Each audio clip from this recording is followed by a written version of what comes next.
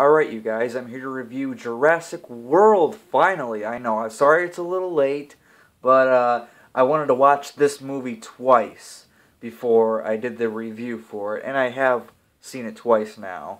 And so now, let's jump into this review. First off, the plot of Jurassic World is it takes place about 15 years after the first movie, in real time and movie time, and Jurassic Park, now Jurassic World, has become this full-on functioning amusement park type place, and where you can go as a family and you can get up close with dinosaurs, and it's all good and fun. And meanwhile, while all that's going great and fine, we also have behind the scenes they are creating a brand new dinosaur, a hybrid, and we're not really sure exactly what's in it until later on. I'll talk about it in my spoiler half of this review. But it's part T-Rex. They give that away pretty early. And they call it the Indominus Rex. Or, as I refer to it, the Holy Shitosaurus. Go ahead and call it the Holy Shitosaurus. You know you want to. But anywho, they're building that. And something happens.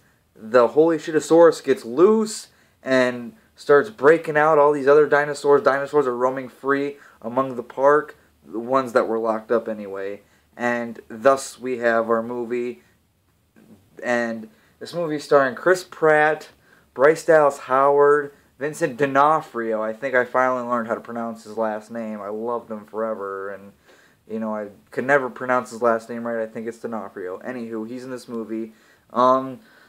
B.D. Wong is back in this movie as Dr. Henry Wu from the first Jurassic Park movie. He was one of the scientists, that helped create these dinosaurs in the first movie. He's back in this movie as well. And so let's talk about some of these, the characters first. Let's talk about the characters. Chris Pratt's playing Owen, and Owen is a guy who... He's working at Jurassic World, kind of. He's kind of working there, but he's basically training the Velociraptors. He is like the Raptor Whisperer, as I like to call him. And doesn't really. It's not. In a way, he has them controlled, but in a way, he doesn't. It's more of like building a relationship with them, bonding with them, getting them to trust you, kind of thing.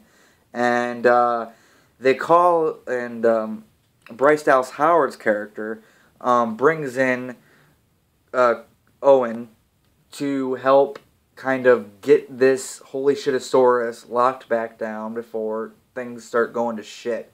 And Chris Pratt, obviously, Chris Pratt is a likable character in this movie as well.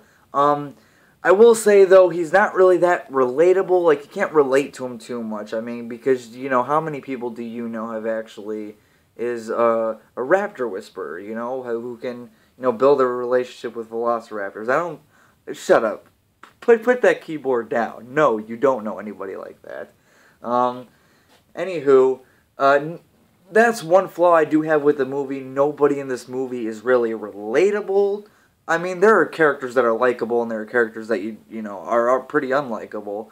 But I don't think anybody in this movie is relatable, and that's not really a bad thing, I guess. But at least in the first movie, you had characters like Ian Malcolm, who was likable, but also you could relate to him a little bit. Same thing with Grant, likable and relatable. John Hammond, very likable, and you can relate to him. This movie. You have likable characters, but they're not really that relatable. Let's talk about Bryce Dallas Howard's character. For a while there, she's pretty unlikable, but as the movie goes on, I found myself liking her more and more as the movie went on. But for a while there, she's kind of like stuck up, and she's all about business and stuff. We also have Ty Simpkins in here, who's the kid from Insidious 1 and 2. And he's in Iron Man 3, so he's doing well for himself. And I forget the character's, what his name was in the movie. But anyway, him and his brother are going to Jurassic World. you find out pretty early on that Bryce Dallas Howard is their aunt, and she's supposed to be spending the day with them. She's not. So they're kind of off doing their own thing. And, I was fine with the kids. So some of the issues, like, there's this whole, like, subplot thing with their parents that they're kind of bringing on with those characters. And, that stuff I didn't really care about too much. I mean, I just kind of wanted to see dinosaur action at this point. Sorry.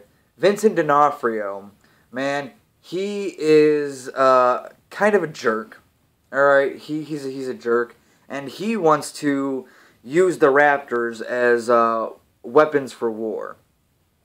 And, any smart human being would know that's not a good idea. But I like Vincent D'Onofrio in this movie. Again, he's not really likable, but I like him. So, I mean, good job, Vincent D'Onofrio. And then we have B.D. Wong in this movie, who's playing, like I said, he's playing Dr. Wu, which I was kind of surprised to see him back in this movie. Sometimes you forget that he survived the first movie, because we haven't seen or heard from him since. So, it was cool to see him back here. And on top of that, he got more screen time in this movie than I was expecting him to, because he popped up in one or two of the trailers. And I'm like, oh, cool, it's good to see him back. I didn't expect him to be in the movie as much as he was, but I'm not complaining about that. That's good. Now let's talk about the dinosaur action. The dinosaur action in this movie is awesome. It's phenomenal. It's the best dinosaur action I've seen in this series since the first movie. And if you guys watch my reviews, you know I really like Jurassic Park 2, or aka The Lost World Jurassic Park. But this one, man, I think this has the best dinosaur action since the first movie. So that's good. Another thing, the references. There is a lot of Jurassic Park 1 references in this movie. This movie is basically a direct sequel to the first Jurassic Park. It's not really ignoring 2 and 3, really. It's just, they don't mention anything from 2 and 3 at all. Debatable on whether that's a good thing or a bad thing. But this movie referenced the first one. Just the first one, and it referenced it a lot. John Hammond's name comes up a while. You see a couple things from the first movie that pop up back in this one. And not just the dinosaurs. But, you'll see what I mean when you see the movie. All in all, guys, I really, really, really like this movie. Like I said, I wanted to watch this movie twice before I reviewed it, because when I first watched it, I'm like, I really liked it. I liked it a lot. But I wasn't sure. I knew it was better than Jurassic Park 3. That was a given when I finished my first viewing with it. I'm like, oh, it's definitely better than Jurassic Park 3. What I had trouble with was, is it better than Jurassic Park 2? Is it better than the Lost World Jurassic Park? That's something I had to think about, and that was something that I was like, okay, I'll watch it one more time. Now at this point, I'm ready to say I do like this one better than the Lost World Jurassic Park. And knowing me loving Jeff Goldblum's Ian Malcolm, and that whole movie together, I think this is probably the most perfect sequel you could have done to the first Jurassic Park movie. I'm not saying The Lost World is bad or anything like that. I'm just saying my ranking has now changed. I used to rank these movies in order: Jurassic Park, then The Lost World, then Jurassic Park 3. Now I'm going with Jurassic Park, Jurassic World, The Lost World, and Jurassic Park 3. So that's my ranking, and I'm going to give this movie, I'm going to give it an A-. I really am. I know I kind of give high ratings out a lot, and you're like, well, giving them a high rating doesn't really mean all that much at this point, but it does. Jurassic World's getting an A-. I have a couple problems with it, but nothing, too major. So yeah, A-. If you have not seen Jurassic World, you're a fan of especially the first Jurassic Park movie, go check this one out. Let me know down in the comments what you think of it. And now we're going to talk about a couple things that are spoilers. So if you have not seen the movie and you don't want to be spoiled on anything, stop watching right now. Alright, so let's talk about the Holy Shitosaurus for a second. We find out that, we found out pretty early on it's part T-Rex. We find out towards the end of the film that it's also part raptor. And you know what? That whole thing, it's not one of those things where like, oh my god, I did not see that coming. I should have seen that coming, but honestly, watching the movie, it's something that I just never really thought about because I'm having so much fun with this. And so yeah, that was kind of cool. But let's talk about that fight scene. The fight scene between the Holy Shitosaurus and the Velociraptors at the very end, and then, of course, when the T-Rex comes in, holy fucking shit. That was probably the best dinosaur fight scene in the entire series, even from the first one. To me, that fight was the best dinosaur fight in the entire series.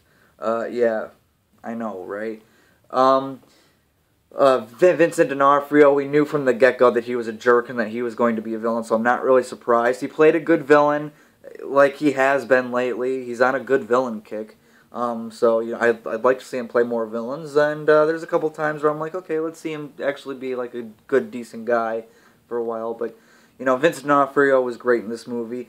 Dr. Wu kind of working with Vincent D'Onofrio. He's not really a bad guy, he just kind of sees what he sees a little bit, and that I wasn't expecting. I'm like, that kind of felt like it was kind of just thrown in there. I'm like, I could have done without that.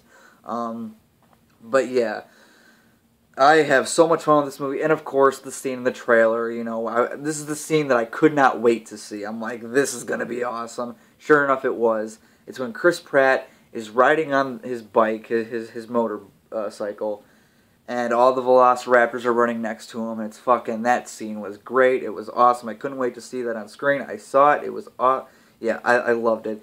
I love this movie. Well, guys, that's pretty much all I can say about this now that we've covered all that spoiler stuff and whatnot, that stuff that I wanted to talk about. Of course, all the Jurassic Park 1 references I love. Mr. DNA, like the little DNA strain, had a little cameo in it, and that was kind of cool. Like I said, I'm giving Jurassic World an A-. What do you guys think of it? Comment down below and let me know, and yeah.